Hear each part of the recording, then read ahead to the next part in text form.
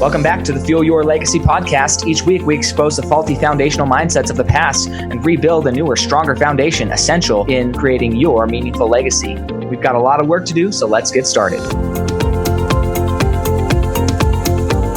As much as you like this podcast, I'm certain that you're going to love the book that I just released on Amazon, Fuel Your Legacy, The 9 Pillars to Build a Meaningful Legacy.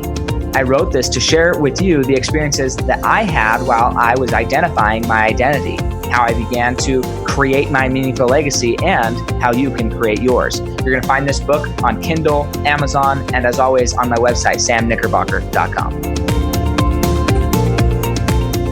Welcome back to the Fuel Your Legacy show. And today we have a good friend on the podcast. We've been around in some of the same circles for a while, and just it's cool to see his growth. We were both at the same door-to-door con probably, what was it, beginning of 2020, spring of 2020. Man, it's crazy what's happened in the last 2 years. Anyways, his name is Jefferson Rogers. He's the CEO of his window replacement company that he does door-to-door sales, but also he just does a lot of coaching, mentorship. He runs a podcast called the All In Podcast. You're definitely going to want to go check that out.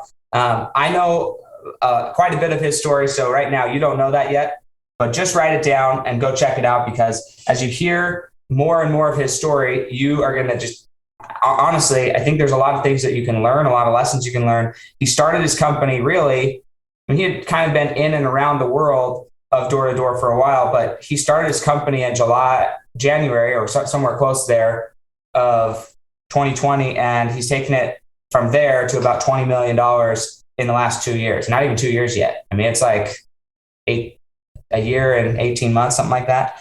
So actually I'll clarify a little bit on it, but there's a little bit more to it. Sure.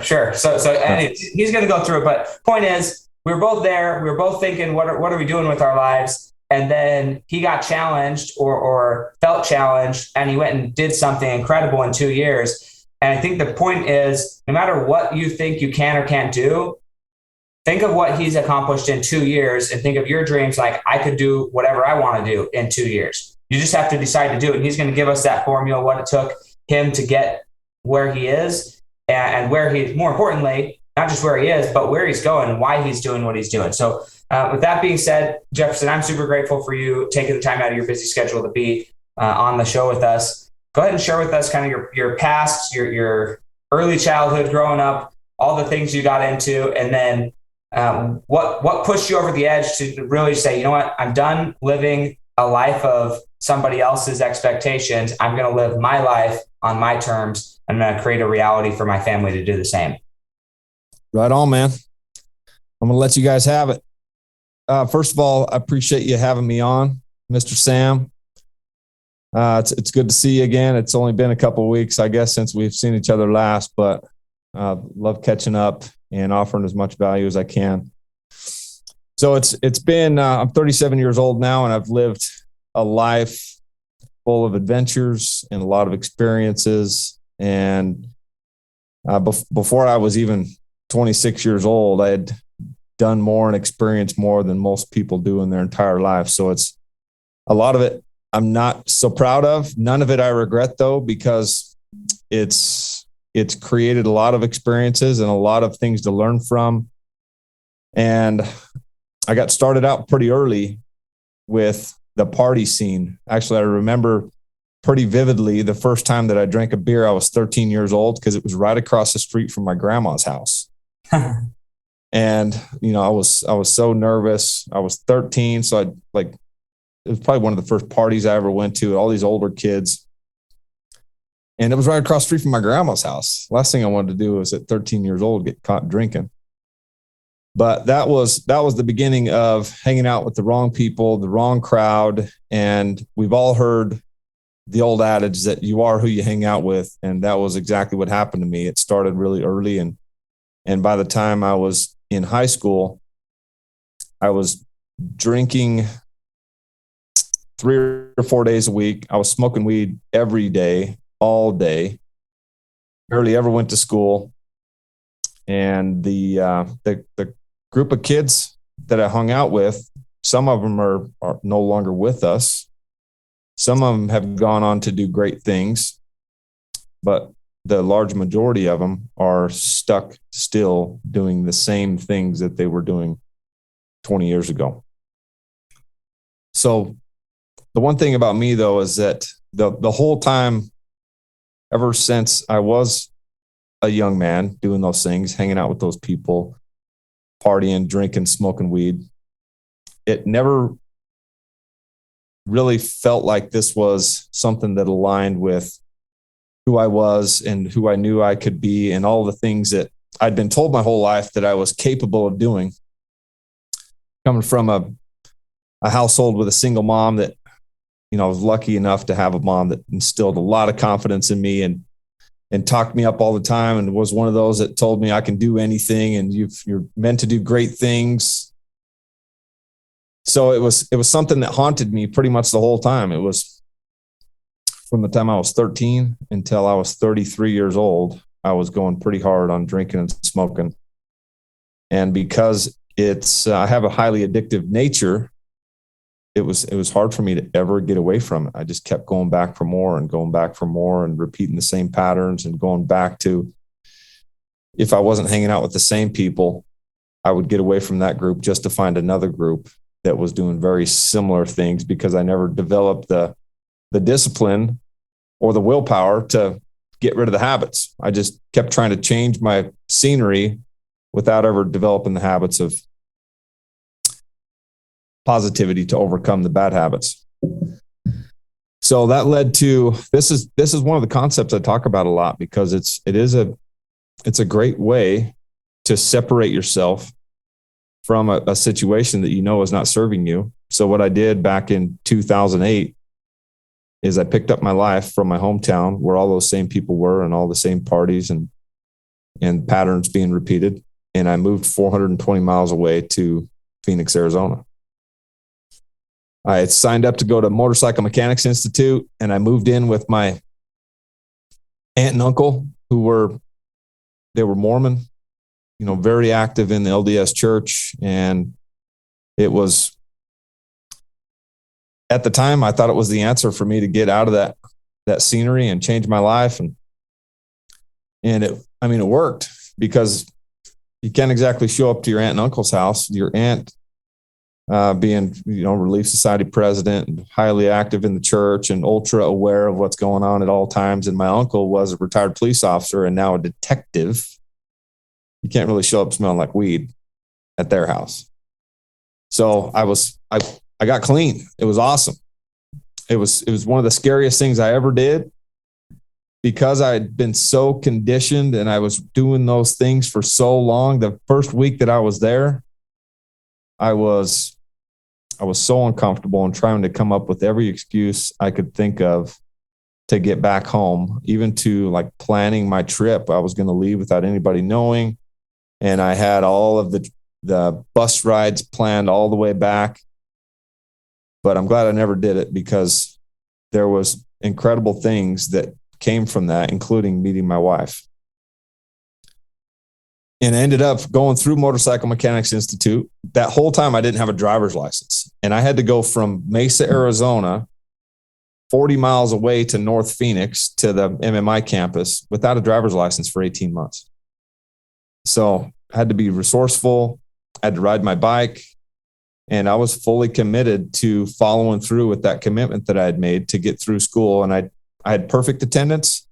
And they gave out what they call the student of the course pins for each course. And there wasn't very many student of the course pins that I didn't win. I was fully committed. Or as I would say now, I was all in. Didn't realize it at the time, but I was basically taking all of those same addictive traits that I had gone down that path with drugs and alcohol for so long with, and I just retargeted them towards positivity and making a focus on getting through school and fulfilling my commitment to do that. And I went all in on school, and I graduated top of my class, perfect attendance. And I had, in the process of going to school, I had met my future wife. And then fast forward, some of my first experiences in business when I first got married was I want to be able to provide an incredible quality of life for my family. And I just always had a hard time working for other people. So within a couple of months of getting married, I had purchased a pressure washer, and I had started my own business as a solopreneur, pressure washing and doing 24-hour roadside assistance for U-Haul. And I was working pretty much 24 hours a day for that first year that we were married. It was crazy. I was either pressure washing or running service calls and getting the first taste of what the real world was, because I had always had jobs, but nothing with this level of commitment and this level of responsibility now with a wife and a 4-year-old son to look after. So yeah, it was, there are a lot of things happened since then, but those experiences early on started to bring some awareness about trading time for money. And it started to really open my eyes to other business opportunities and paying attention to what other people were doing to be successful. And, you start seeing that not everybody has to work until their eyeballs bleed to make good money. And some of those people that I was watching make good money were either in real estate or they were doing sales. And even though it was the scariest thing that I could imagine doing sales, and we all grow up around people that say that they could never do sales and they never see themselves doing that, and they're not pushy. And I'd been saying those same things to myself all those years that I just didn't think I could do it. So scary and so uncomfortable for me. But it got to a point where watching my kids grow up over cell phone pictures and working nonstop just to provide just an average life for ourselves was not a path that I wanted to continue to go down. So in 2014, I actually got involved with the door-to-door industry and replacement windows, where we go around old neighborhoods and we talk to people about the possibility of updating their windows and all the features and benefits and the value that it adds to the home and making the home more comfortable and saving life of your AC and your furnace units because they don't have to work so hard. And I'll never forget, I had a good friend of mine who was kind of a mentor and a real estate investor and a business owner. He shows up to my house this one day with a replacement window sample that kind of looked like one of those portable massage tables with a handle on it. And, I know what it was, but it was just interesting to me that this guy with such a reputation, had made so much money, was working for a window company selling replacement windows. And he breaks this thing out and he starts showing it to me, and he's all excited, and it's got all these bells and whistles, and it moves both ways, the top sash, the bottom sash. It tilts into the house and you can clean it without even having to get out on a ladder. So it was starting to make more sense. And it had planted a seed with me that, maybe I could get into sales. This thing seems like it would almost sell itself. And it turns out there's a little bit more to it than that. You got to go initiate the conversation. You got to go out there and knock on people's doors. And the time that it took me to learn the script and get it down enough that I was able to get people interested, it took me a long time because I didn't have much direction in the beginning. They basically just said, here's a script. Let us know when you've set up your first appointment. And that's led me to where I am today, where with that company, with that mentor of mine, I worked with them for 2.5 years. And it got to a point where I was supposed to be a partner in that business. I ended up just being one of their main sales guys and helping them open up a couple of offices, and not really ever seeing a chance to grow significantly with that company because they were pretty content on just being right where they were at. So in 2017, I got involved with the mentor program working with Grant Cardone, and completely changed my life. I was still working for that company, and I was putting up record numbers every month, and I was getting different responses from the people in that company than I ever thought I would after taking my career and my skills and my activity to a whole new level that wasn't really all that supportive. It was more looking at what I was doing as, kind of like the union mentality that I've been exposed to just through some friends. You don't want to come in and stir anything up by doing more than anybody else is doing, because you're making everybody look bad. So that's kind of what I felt. And I had always had that chip on my shoulder from originally supposed to be one of those partners in that business. So now it was, I think I can do this. I think I can start my own business. These guys probably aren't going to go very far. And my opportunity to be able to make a high 6-figure income working for an organization like that isn't very likely. So after getting involved with that mentor program, 2 months later, I got sober for the first time in 20 years. And then 2 months after that, I started my business. So that was in March of 2018, I started my business. The first year, just trying to figure it out, we did 1.2 million in sales. The second year in 2019, we did 2.2 million in sales. And then that door-to-door conference that both you and I were at in January of 2020 is when I met Sam Taggart, which was the gentleman putting on that event. And he had just started a consulting company. And I ran into a gentleman that also worked in the window industry at that event. It was kind of one of those synchronicity type of moments where there's 2,500 people, or, I can't remember how many people. There's a lot of damn people there, and they're from all different industries, from solar, roofing, pest control, satellite cells, all of the main door-to-door industries. Windows is not one of those. And literally, me and this other guy are the only people in that building that sell windows. And the very first person that I talked to when I got there was this guy that does windows. And that led to a conversation about what his best years had been in the window industry, what his new goals were. And it got me rethinking what my goals were, because they were much bigger than mine. And he also said that he had worked with this guy, Sam Taggart, that was putting on this event, helped him with some consulting and some developing a new systems and processes and training his people and some recruiting strategies. And if I wanted to really take my business to the next level, it'd be worth having a conversation with this guy.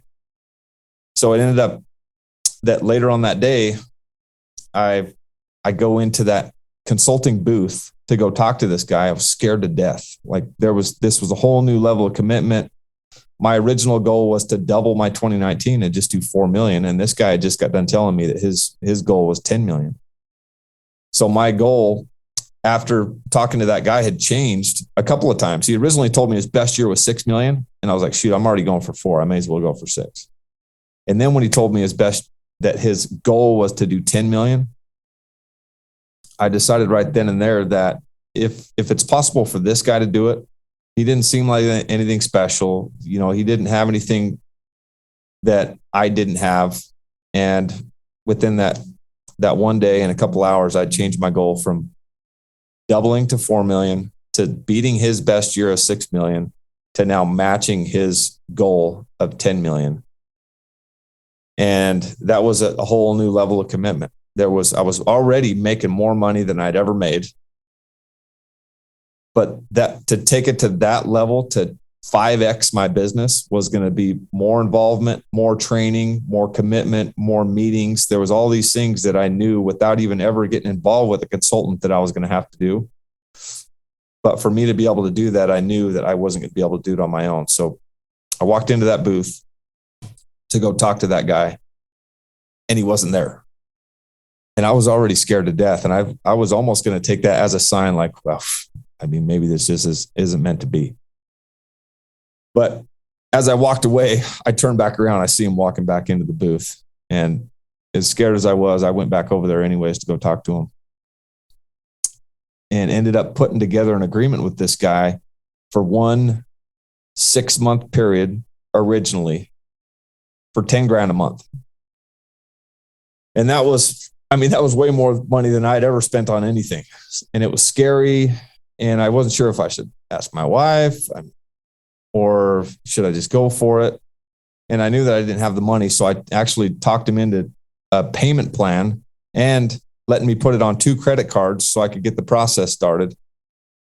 And then, the rest is history. It's been 2 years since I got involved with him.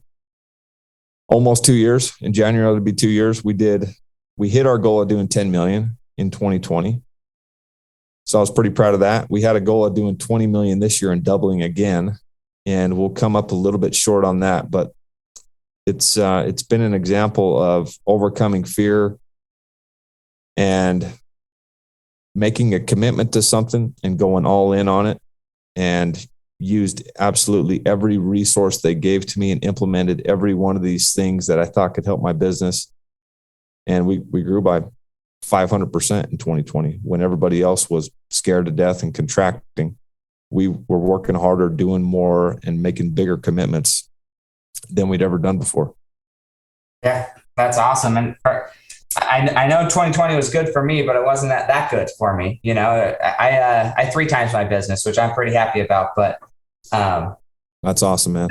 And any growth is better than retracting, as you say. So I want to go back. I know there's so much here. We're not going to get to it all, unfortunately. So you're going to have to just reach out to Jefferson. Go listen to his podcast, All In Podcast, because then you get to hear more of these stories in more depth, and you get to hear from other business owners as well. But you can also reach out to him on Instagram. It's just Jefferson Rogers, right? On Instagram. Yep. Actually, Jefferson K Rogers, my middle initial. Yeah, Jefferson K Rogers. K was in there. So Jefferson K Rogers on Instagram, and go and follow his stuff, listen to what he's saying, and then maybe reach out to him if you have a question. But I would say get a lot of content, engage on his posts, comment on his things, so he can respond to the masses, help lots of people. But let's go back to, because I think a big part of legacy and really creating the life that we want is becoming aware of the choices we're making. So what were like the choices that led you to be at a party at 13 years old, that nature of a party? Like what were some of the choices leading up to that? Because I remember myself at 13, I was a pretty independent child. I had 7th of 11 kids. I could do pretty much whatever I wanted. I was working full-time by that point. I started working full-time at 11 years old. So, I had a lot of autonomy for sure at 13, and I got into my own share of trouble. I'm just curious, what were the circumstances that led you to be at that party? How did you start associating with people who would be at that party and then make those choices? You know what? I think it was, I was the oldest of 4 boys, and my dad had moved out of the house when I was 10 years old. And he was a firefighter and not all that emotionally involved ever when he was there. So I think there was maybe just a little bit of a lack of direction. And I'd seen my dad struggle with a couple of things. I never really knew that he drank or anything, but he had started with the fire department and kind of part of the fraternity and doing his own thing. Came home with earrings one time, and it was, it had kind of set me down this path of, wanting to be the cool guy. And I was a little chunky when I was a kid too. So I had this issue with self-confidence and a little bit self-conscious still at 13 years old. I think I weighed, 13, I would have been in 6th grade. I was like 130 pounds in 6th grade. So I was a pretty big kid. And I just started trying to find things that made me feel good and hang around with people that were easy to hang around with. And it just happened to start being kids that had older siblings that were partying. And so we ended up at these parties and pretty impressionable. So that party, I was there with a couple of friends that I wasn't all that close with, but they were doing it. And I really didn't have much direction or willpower to not do it. So I started drinking when I was 13 years old. Yeah. Well, yeah. And I don't think there's anything, I shouldn't say there's anything wrong or good about it, right? I know a lot of people who started drinking that young and they're just like, they're well-adjusted humans and they never got addicted, right? So the other thing you brought up is that you had a very addictive personality, which you may not have known at 13 years old, you know, like what 13-year-old really understands that they have an addictive personality. I know I didn't fully understand that about myself when I was younger. And even just, I don't know, what was it?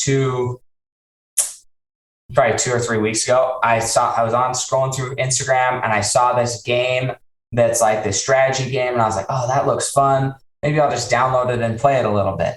And then next thing you know, my wife is like 2 weeks later, I haven't really seen you. You haven't left, like the phone hasn't left your hand. You're always playing this game. You should probably delete it. I'm like, you're probably right, you know? So I finally deleted it, but it's just like things you don't even realize are going to become super addictive can be very addictive. And I don't think things are bad inherently. It's how we associate with them.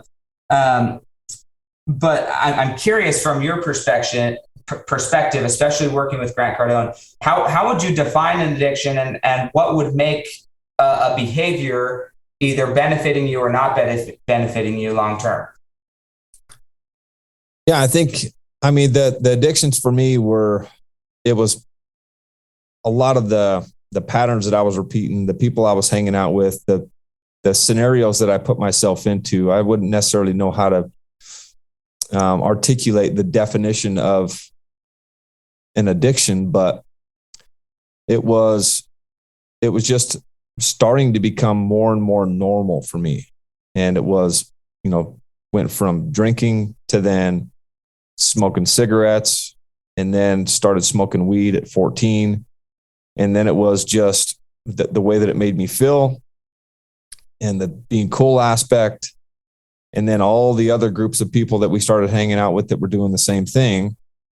And even though I always knew that it didn't really align with who I was meant to be and what I could possibly be and what my parents had told me that I was capable of doing with my life, it just started to become normal to do all these things. And it never really dawned on me till much, much later in life that this is going to affect the way the rest of my life goes if I can't get this under control.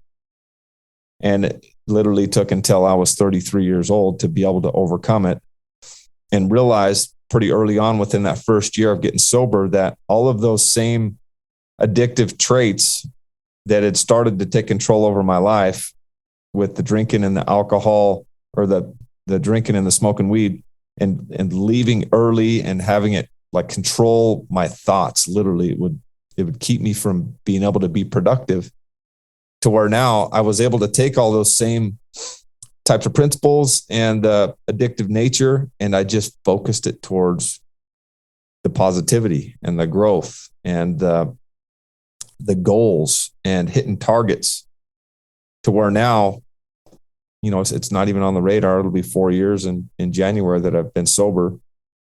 And it's that same addictive nature used for positivity and being aimed at targets and goals is such a powerful tool to use. So let's say we have somebody in our life who is, we'll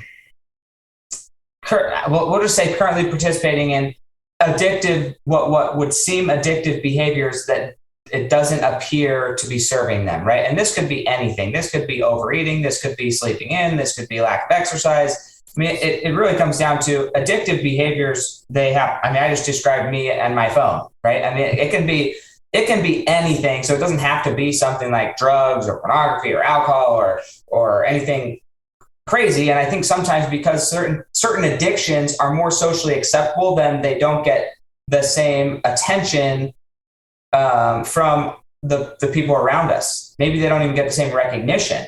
But there are some people, I believe this about myself, both that people see more greatness in me than that I'm currently producing, and also that I often see more greatness in other people than that they're currently producing. And as a result of that, we see these behaviors that they're participating in and see that they're self-defeating. And in your case, you even kind of in the back of your mind knew that you were meant for more and that your behavior wasn't aligning with you. So it's not like you didn't know, but what was how can we assist? What would have helped you come to that conclusion sooner? Or is there anything that would have helped you come to the conclusion sooner that you could have gotten out sooner? You know what? I'm not so sure that there was anything. I had a lot of people in my life that loved me and saw me going down a path that they knew wasn't going to serve me, and had many, many conversations with aunts and uncles and grandma and my mom and dad. And some people just have to learn the hard way.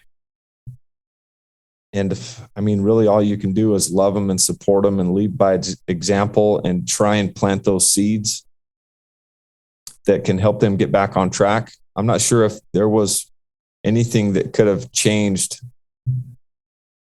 all the trials and all the challenges that I had to go through to learn for myself. And I've got to see it now. And I've got a little brother that has dealt with similar struggles, and he got started pretty early drinking alcohol, and he went down the path of a lot heavier alcohol than me. I was a beer drinker, and he's now been sober for a couple of months.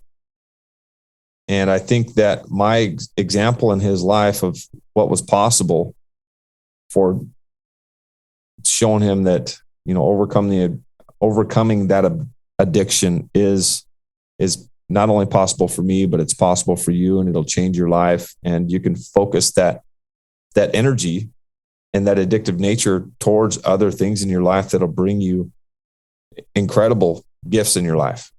And I've been able to see that with him. So I think one of the big things for me is that the love and the support and the genuine concern was part of what was those conversations that I had with myself and my conscience talking to me, and the support system that I had to let me know that this wasn't aligned with who I truly am and what my potential is. And these people truly do care for me. They're not just saying this to bother me or to get in my way of doing these things. They truly want to see the best for me. So if you have somebody in your life that's struggling with these types of things, coming down on them and making them feel like a dirtbag and feel like shit is not going to help the situation. It's probably going to make it worse. So if you truly want to make a difference in their life and the way that they have to come to terms with this on their own, is you lead by example, you lead with love, and you show your genuine care and concern in the conversations and the way that you approach it, by being supportive and letting them know and trying to paint the picture for them of what this looks like for them without the drugs and the alcohol. And some people will get it, some people won't. For me, it was, I didn't want to be a 50-year-old parent partying with his kids like I was witnessing. We were partying with the parents of these friends that I had, and they're giving us weed and they were buying us alcohol, and that was not who I wanted to be. Yeah. Go for it. Oh, I was just going to say that that was part of the battle that I had, that internal battle, the conscience, the self-talk. It was a struggle. It was scary. There was a lot of things that were tied to it with my everyday habits and the things that I love doing, like dancing and doing karaoke, that I never thought I would be able to do without alcohol. And it just wasn't the reality. It turns out I'm the same freaking person. I'm even better without alcohol. Imagine that. No, I think that a big part of this story, and I don't know if it's just out of respect for her or what, but I mean, you met your wife. How long were you married? Because you got clean sort of with your aunt and uncle, met your wife, got married. Yeah. And then you were still married for quite a while, going through a lot of your journey still before 4 years ago when you finally decided to really end it. Yeah. And being that close to, I mean, for her, if she was here, I'd ask her, but being that close, feeling that love and concern for somebody and always believing in them, that type of support systems is huge. Yeah. And I think that there's people in our lives that, so there's a book, I'm sure you've read it, called The Four Tendencies. Not Four Tendencies. Four Tendencies is awesome, as well, but the Four Agreements, right? And one of the central concepts in the Four Agreements is that when we're born, we have no contracts per se. There's zero expectation of a new baby other than just to be, and we are hoping to keep it alive.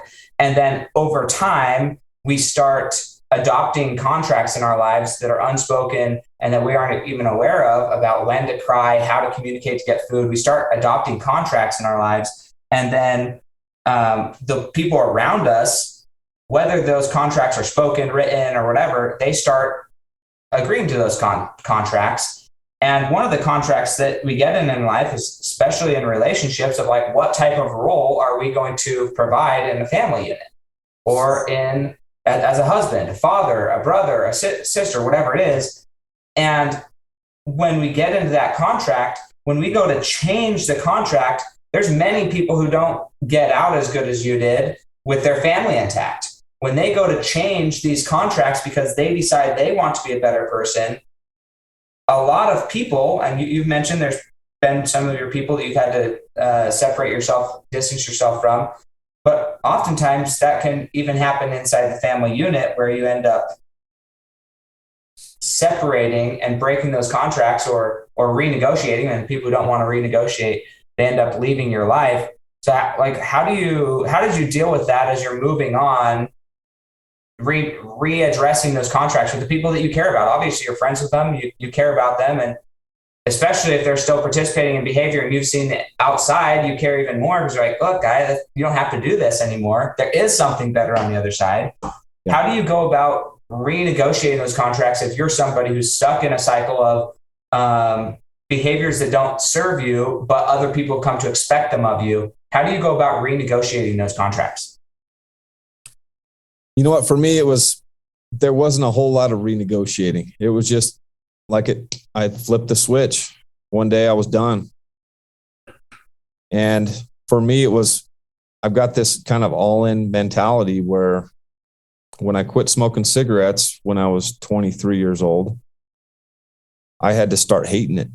I just went all in on never smoking another single cigarette ever again. And anybody that I saw smoking a cigarette for those first 6 months to a year, I mean, I was harsh. I wasn't nice. I didn't want to smell it. I didn't want to be around it. They were disgusting. They were nasty. And I was going to tell you how bad you smelled and how freaking disgusting you were.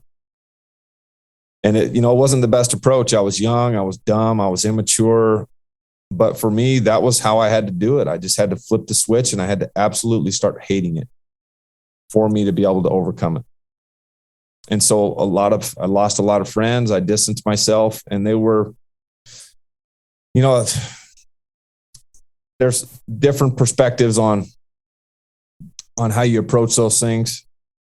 For me, it wasn't those relationships. As much as I care about those people and I love my friends and my family, I've got things that I'm trying to accomplish in my life. And if those relationships don't line up, I have either eliminated those relationships or really just cut the time down with those people almost altogether.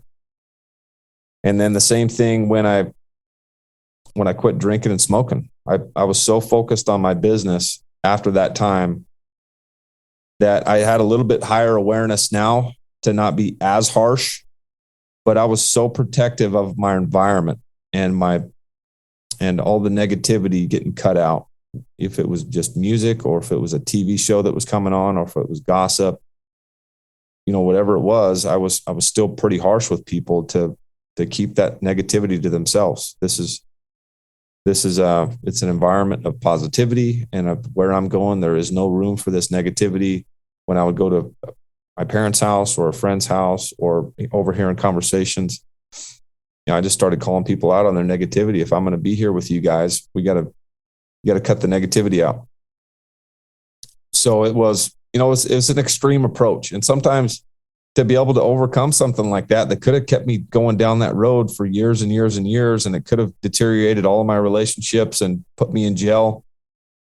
It was either go down that path or get extremely serious about overcoming this. And it was a little bit harsh, but that was my way of doing it. I had to go all in, and I had to just start being really protective of my environment. And it wasn't pretty for some people. And I'm sure some of my close family will remember those times pretty specifically, because I didn't hold much back in the beginning.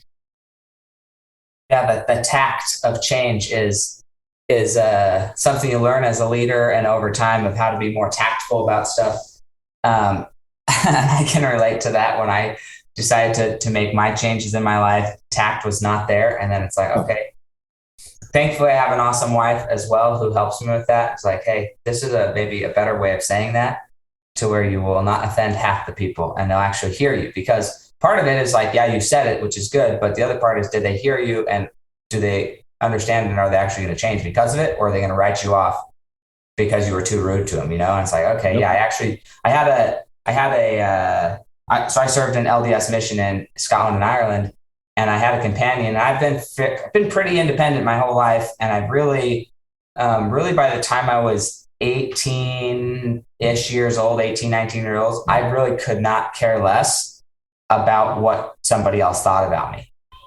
And it's a blessing and a curse, right? I mean, if you really don't care at all, then there can be I had to learn that, I guess, where I'm getting at with the story is there's a differentiation. So I was on my mission. I was like, look, I'm going to do me. I'm going to do what I'm going to do. And if you don't like it, you can go suck an egg, right? You can go do whatever you're going to do. And then it's like, okay, well, that's one way of looking at it, which is great. It's great that you feel that way. But if you feel like you don't care about what other people think and you're just going to do whatever you're going to do, then maybe you're alienating people who you could actually impact. If not that you're going to change who you are or your mission or your focus because of what somebody else thinks, but if you're willing to hear somebody out and what they think, maybe you can find a more effective way to actually impact more people. And I was like, okay, so I don't care what people think, really, but I also care what you think. And Gary Vee says that a lot. Like, I couldn't care less what you think, but I care what you think, because I wouldn't be out here putting myself on social media, on a podcast, everywhere, trying to share a message if I didn't want to make an impact, right? So, and if you're having something that's stopping you from hearing my message, I'd rather know what it is so I can determine if I want to impact the group of people who think like you, or if I want to say, you know what, I'm actually doing what I'm doing because of that thought process, right? So, but sure. You can only be as impactful as you're aware of your surroundings, right? If you aren't even aware of it, you can't determine your impact. So I think that's huge. Something you said about being a parent. How many kids do you have now? I have 3 kids. I got 2 little girls, 7 and 10, and my son just turned 16 a month ago. Yeah, that's awesome. So something I think a lot of parents can relate to, and maybe because of 2020, they're starting to think of different ways, is this phrase that you said, and I don't know if this is a planned phrase, but if it's not, should be, Jefferson, should be. Right. But watching your kids grow up over cell phone pictures, right? Like that, so many people can relate to that. I can relate to that.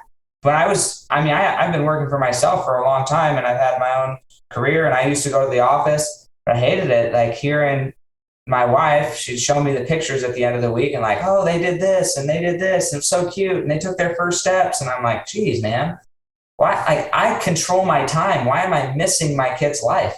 And it burns me. So I constructed a life to where now I work from home. And as soon as I'm done, I get to go hug my kids and be able to have them run in and interrupt meetings a lot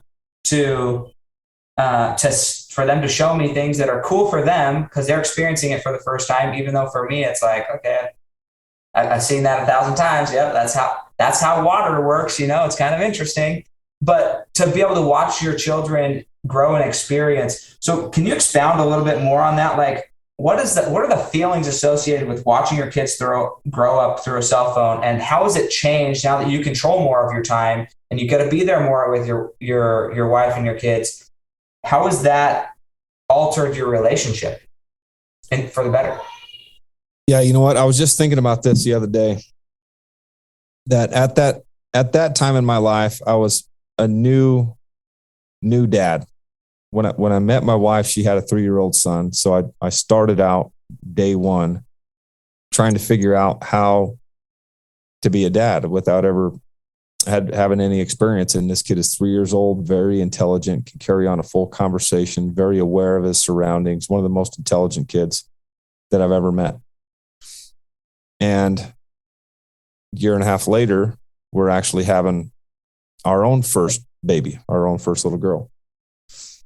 And like some of the things that I used to do and the lack of patience that I had, it almost kind of gives me a stomach ache, because this little 3-year-old boy, 4-year-old boy wanted my attention, and he loved being around me, but I wouldn't let him sleep with us, and I wouldn't carry him out of the car, and I would talk to him like he was a little shit. And that's just where I was. I lack of maturity, lack of awareness, lack of perspective, and what the impact of that was. But, you can't go back and change anything. All you can do is learn from your experiences, pay attention to the things that you're doing and saying and how that affects other people, especially children, and then learn how to do it better. So what it's taught me is that the time that I do get to spend with my kids, I have patience with them, and I love on them, and I encourage them, and I give them recognition for all of those silly little things you were talking about that are new to them, but they're so incredible.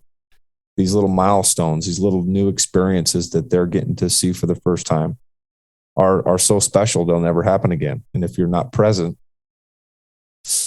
then these things are going to pass by, and you'll never even get to experience how special they are, for not only you to get to experience those for the last time ever, but for them too. Mm-hmm. So I mean, realistically, I don't get to spend a ton of time with my kids. I've been working my ass off. I just got done traveling for 16 days. I was home for 2 days, and then I left again. So those 2 days that I'm with them, I've got phone calls, and I got all kinds of stuff I got to catch up on when I'm home, but I've got specific time that the phone gets put away, and that me and the kids are hanging out together, and it's just completely present time, intentional about letting them know that I love them and I care about them, and this time together is special to me. And then you also got to communicate that I got to leave again. This is just part of what I do and part of what we do as a family, and the commitments that we've made to building this company. And you guys are a part of that.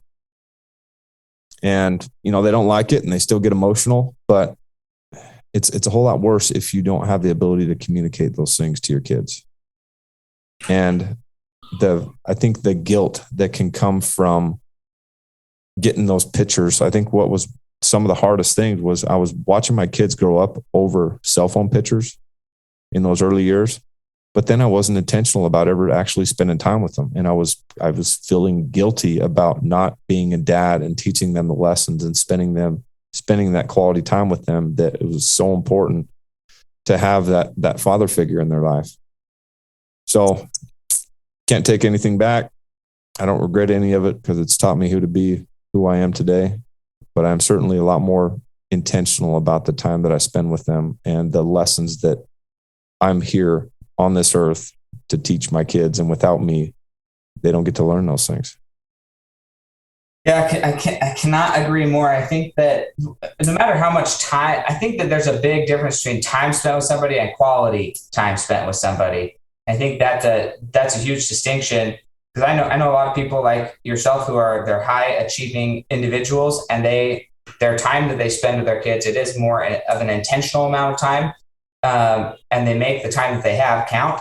Sometimes I think that I would be better off doing that, because I spend a lot of time with my kids, and I do like, I don't know, it's a trade-off, right? I've tried it both ways, and I think I like the more leisure approach, but it definitely, I'm not building a $20 million business either, so, or more. But I think that it's interesting. Some of the coolest experiences I've had with my kids is when it's like, you got to go to work. And they're like, wait, why is dad going to work? Dad doesn't go to work anymore, And it's not because I don't work. It's because I've created a lifestyle where my work can be done in short increments, and I'm pretty much always around.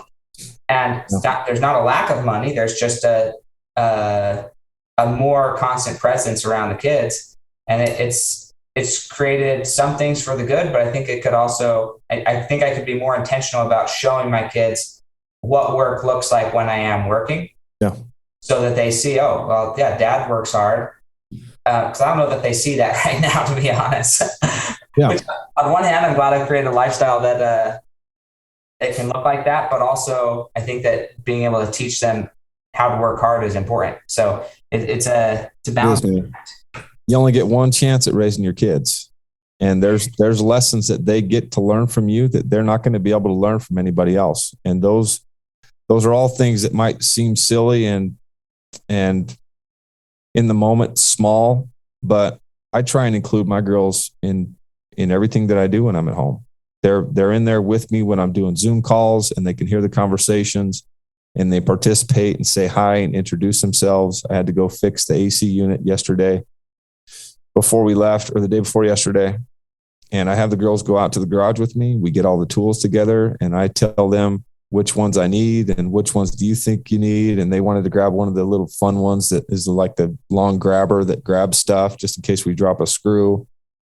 And when I was growing up, my dad he did not do that. I was in his fucking way if I was doing that. It's like the best thing you can do to help me out right now is to get out of my way. And so I had to stand behind and just watch him. And I never wanted to, I learned a ton from him because he's extremely handy and he was great at fixing things. And I got to be included from a distance, but I want my kids to be able to be involved and to feel like they're valued and that their opinion matters, and then teach them all of these important skills that, little kids just don't get to learn much these days, like what tools are called and how to fix stuff and how to run a drill. And these are cool things that only a dad can teach them. And if the dad doesn't teach them, then you get to be a grown ass person, don't know how to fix a flat tire, and don't know how to freaking run a drill or a screwdriver, or even know what the difference between a Phillips and a flathead is. There's some bigger problems with that solution for sure. Yeah, no, I think that's good. I all things I can improve on. So the last thing I want to touch on before we go, I know we ran out of time, but just like your final thoughts here on these 2 points I want to talk about. Okay, we're just gonna go with one. But how many people have you mentored or talked to who choose to use like something seemingly not working? Like, for instance, you were walking up to meet Sam. Sam wasn't there, and they will take that as a sign that they shouldn't keep going. Like, it just happens to so many people. How do we help people shift their mindset to like, that is not a sign of anything. That's just something that happened. It's not a sign that you should not do something. Just because you got a flat tire on your way to the multi-million-dollar deal. I was listening to a Brad Lee podcast, one of our friends, and he had Dan Clark on there. And Dan Clark was talking about how he's in this airplane. The airplane crashed, but he had to speak in the next state over. And so as soon as that plane crash was all taken care of and everything was done, he got out and he got back in the same type of plane. 4 hours later, got back up in the air, and he got to his speaking gig, and everybody else who was in the plane was like, I'm not getting in another airplane because they just crashed in one. But he could have said, oh, that's a sign from God, I'm not supposed to be up there. Or, well, that failed. Let's get back in and go again. Yep. How do you help somebody shift their mindset to see that this isn't a sign that you shouldn't do something? If anything, you need to work a little bit harder to get it. I don't know, but just what are your thoughts there? I think as somebody who has a higher level of awareness and a different perspective and can offer that to somebody, I was at the airport the other day and the same thing happened. This guy shows up with this great big camouflage duffel bag, and he's going to check it. And they said, well, that's going to be $40. He said, and he starts to make a big stink about having to pay $40 to check this bag. And they said, well, I mean, you can you can pile it into that one that you have, because that's a carry-on bag. And he's over there just pissed off. And he said, well, I'm just going to take that as a sign. I didn't want to go to California anyways. And it was, that's what that reminded me of. And it was, I think if I would have had the time and I wasn't in a hurry, I would have liked to have grabbed that guy and got a little background on the story. It's like, what the hell are you even here for, man? Yeah. Because without influences in our life, without mentors and coaches, sometimes we just don't have the perspective to be able to think any different. So that's what has been the change for me is I knew what I was doing wasn't working. And my own thought process were creating all these same patterns over and over. So getting involved with that mentor program with Grant Cardone was that catalyst for me to start getting exposed to a different way of thinking and a higher perspective and a success story that was one that I wanted to emulate. And Grant Cardone's overcoming addiction and now being a real estate mogul and a successful businessman.